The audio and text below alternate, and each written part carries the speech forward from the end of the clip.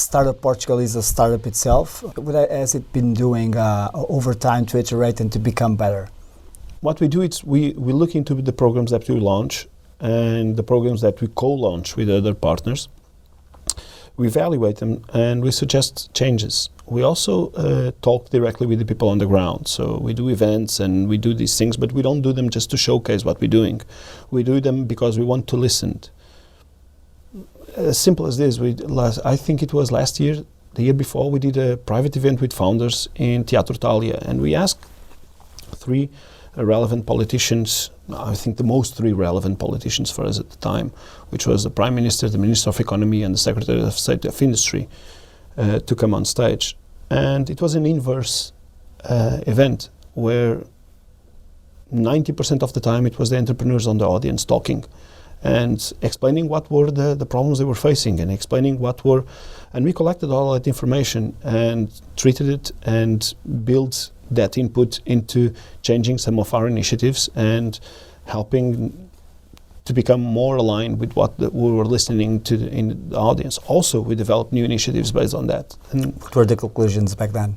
It was regulation mostly, law-related things, small things that needed to be changed. Some of our programs needed to be faster in terms of coming to the ground. And one of the things that it's most obvious, it was that Startup Voucher was being launched once a year.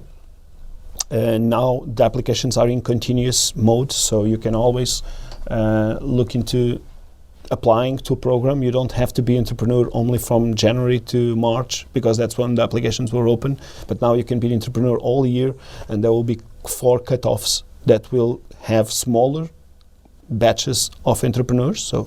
But they will be all year round. So we don't miss good entrepreneurs if they come out in September or if they decide to build a company in August. And it's simple, it's not complicated, but it changes the way the state operates. Usually the state is used to operate in batches or in applications that have a starting line and an ending line. To change this, we need the input for the entrepreneurs to give highlight to that applications for these kind of projects should be always open and not just in calls that open once a year. What is for you, Startup Portugal, a unique value proposition? It's DNA.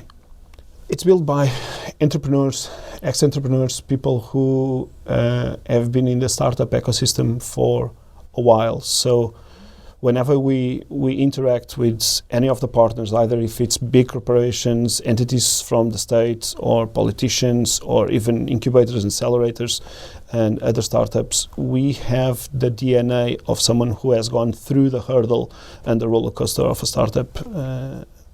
And that gives us the opportunity to speak with and on behalf. And that changes things. That creates a different message and a different approach to most of the things that we don't take them for granted.